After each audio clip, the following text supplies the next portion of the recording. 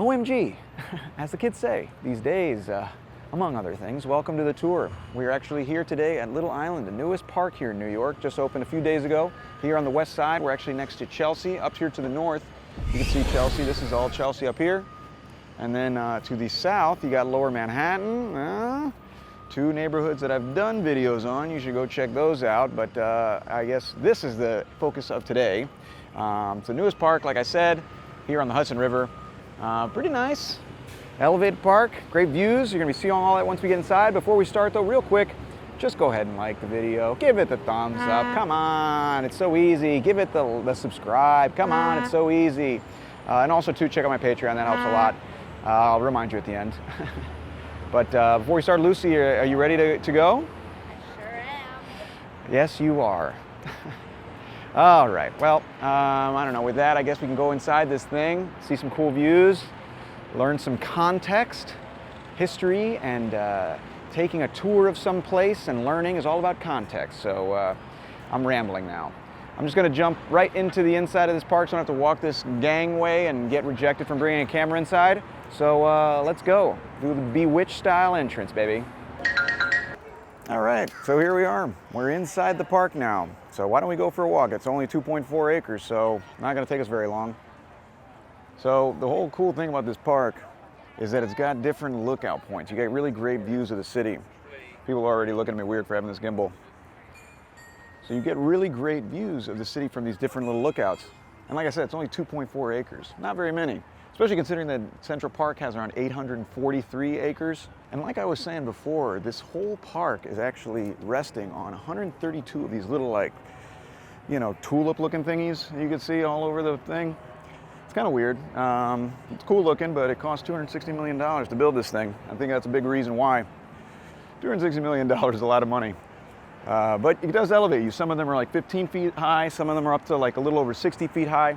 So it gives you pretty great views. You can see the entrance over here to my left. There's Lower Manhattan.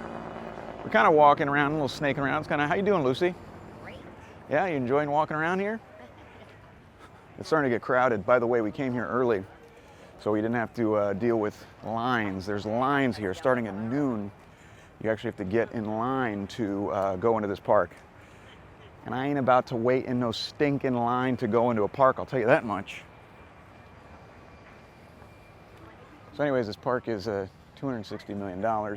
Big part of the reason they were able to afford it is a man named Barry Diller. So Barry Diller has his offices at the IAC Court building, which is right nearby. It's a beautiful Frank Gehry inspired building. I'm sorry, design building. They're the ones who do I think it's Match.com. It's like a media company. He's also head of Expedia. If you guys know what Expedia is, he was the former head of Paramount Studios and also Fox. He's in the biz, show biz.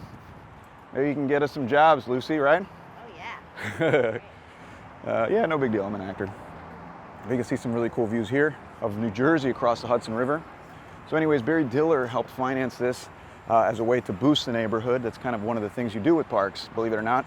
The most recent example is the High Line. Actually, let's just show this view here. Sorry, is this weird? You can see this view here, pretty good. There's the Meatpacking District. You see all the Meatpacking District here? You can see the High Line Park, which, like I was saying, is a more recent example of all of the, you know, where you make a park and you jack the prices of the real estate in the neighborhood up. That's what the High Line did when it opened the first phase in 2009. Didn't you do a video on the Meatpacking District? Lucy, thank you for bringing that up. You're right, I did do a video. Let's go.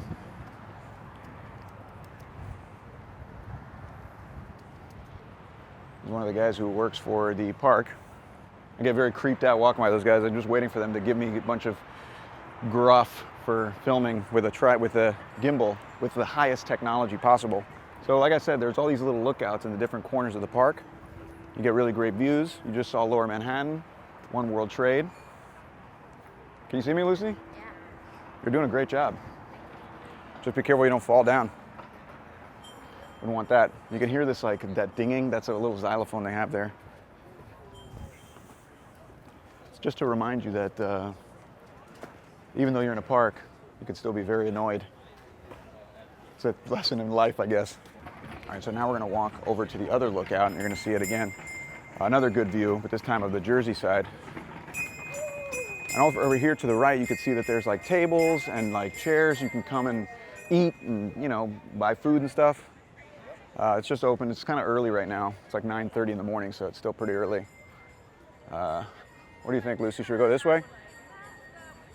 Over there in the distance, you can see the Empire State Building. There she blows, the Empire State Building, huh? It's kind of cool. All right, so now we're going to walk up into the other corner here. And I was telling you too, this actually was an old pier. There were old piers here. They call it Pier 55, Little Island, but it actually there used to be a pier right here. Actual Pier 54 was right here. We started actually at the entrance to that pier. So you could see the old arch that's still located there. That was run by the Cunard and the White Star Line. Eventually they merged. The Cunard owned it first. And Cunard is famous for actually, well, they have the offices, the old offices down in Lower Manhattan on Broadway. But they're famous for actually operating the Lusitania. You know about the Lusitania, Lucy? No. Lusitania, you're German, you should know. Lusitania got sunk off the coast of Ireland in 1915 by a German U-boat and actually helped precipitate entrance of the United States into World War I. So that was here, and also at Pier 54, it left from here. They killed like 1,200 people almost. And also, so in 1912, this little boat, I don't know if you ever heard of it, called the Titanic. The piers right here at Chelsea Pier, so Chelsea Piers, which is 59 through 62. In 1912, I'm sorry, the Titanic was supposed to arrive there. I said it left. It was supposed to arrive there on its trip from Europe. It originally left from Southampton, and spoiler alert, it sank in the Atlantic Ocean. And so when it did, you know, what was it like? 1,300 something people died, but the 712 survivors were picked up by the Carpathia, who was like, I think it was like 3 hours away when they got the distress signal, hauled ass over there and picked up the survivors, which weren't many, but there were some in the lifeboats, which, by the way, what a bonehead thing. The Titanic had like half the lifeboats, less than half the lifeboats in either. What's up, brother? Good job, man. Thank you, man. Appreciate it. Oh, nice. All right, great. Look at that. I don't know.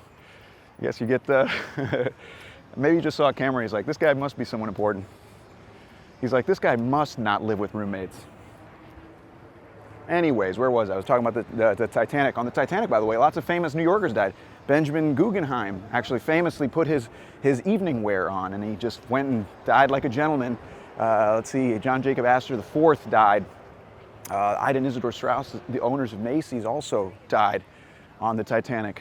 Famously, in fact, on the movie. I actually have a video about the Titanic. You should check that one out. Yeah. Let's keep moving.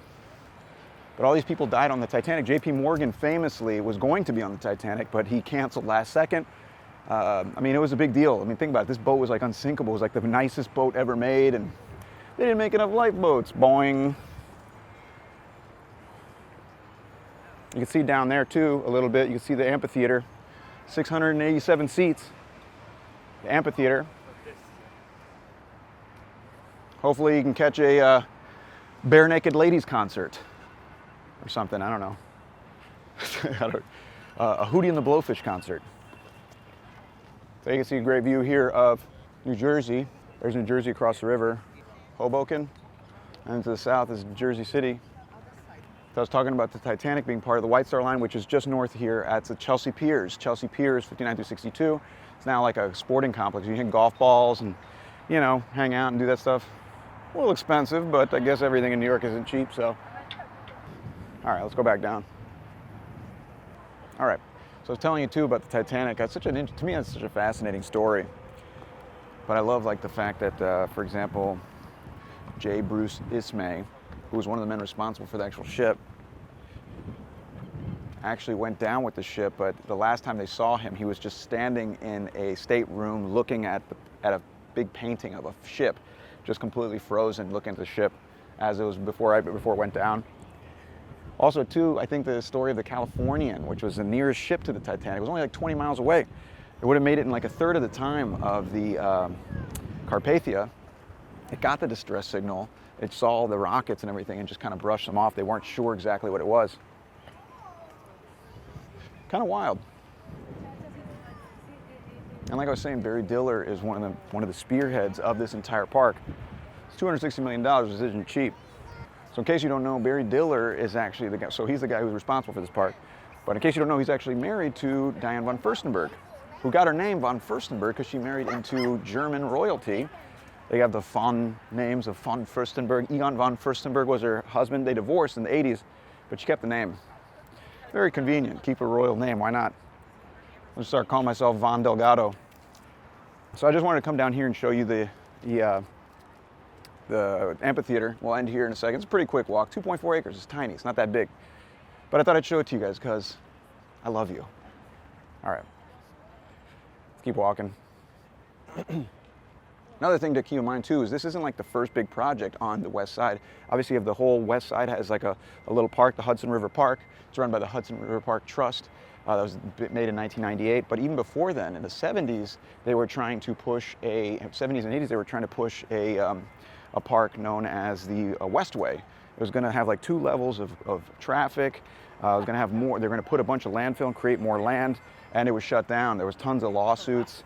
They actually claimed that the striped sea bass population was going to be negatively affected, and they completely killed it. And that was supposed to go here on the west side, but we'll get a good view here. Oh, here it comes Lucie. It has a cool view. This is like a little amphitheater. All right, so why don't we just go up to the other little lookout, so we'll have hit all 3 lookouts, and then we'll be done. But as we go, keep in mind this here to the left is the Hudson River. You can see the Hudson River here to the left. Hudson River named famously after, sorry, I was trying to make sure people we're gonna get kicked out of here, let's be honest, for holding this thing. But the Hudson River famous for actually, the Hudson River, let me start over, is actually named after a guy, Henry Hudson, who was famous for, quote, discovering the Hudson River. He didn't discover it, other people had come before, including Giovanni da Verrazzano, who actually, found the entrance to the harbor in 1524. Hudson didn't get here until 1609. I actually did a video on Hudson that explains his whole thing. You should check that one out. Come on, baby. Anyways, the Hudson River also, too, just to the north of here is where, famously in 2009, pilot Chesley Sullenberger, Sully, he landed the plane, Tom Hanks. Just north of here, like 50th Street near the Intrepid is where it came down. The current brought it further down, but yeah, United 1549, flight 1549. It hit a bunch of birds, I guess. The engines hit a bunch of birds after leaving LaGuardia. A flock of Canadian geese. Not a flock of seagulls. The band Flock of Seagulls. That was pretty bad, right, Lucie? Really bad. Sorry. Anyways, let's keep moving. You can see a great view here. This is the Hudson River, and like I said, just to the north, it hit a bunch of birds just after taking off and had to land in the Hudson River. So it's pretty quick, actually. No one died though, so no real tragedy there. So the only big disappointment was that the beverage service hadn't started yet. It's pretty good for a pilot. It's a pretty good notch on your belt. All right, Lucie, we're going down some stairs. You okay? So I was telling you that this is all, Hudson River. This is the little, sorry, I'm just making sure my camera woman doesn't get killed.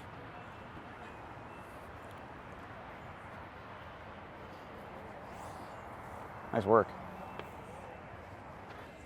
Okay, we're back down next to the Hudson River again. Here's the amphitheater.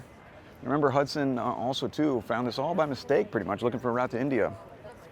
He actually ended up dying in Hudson Bay. His crew mutinied against him because he was just so intent on finding this route to India.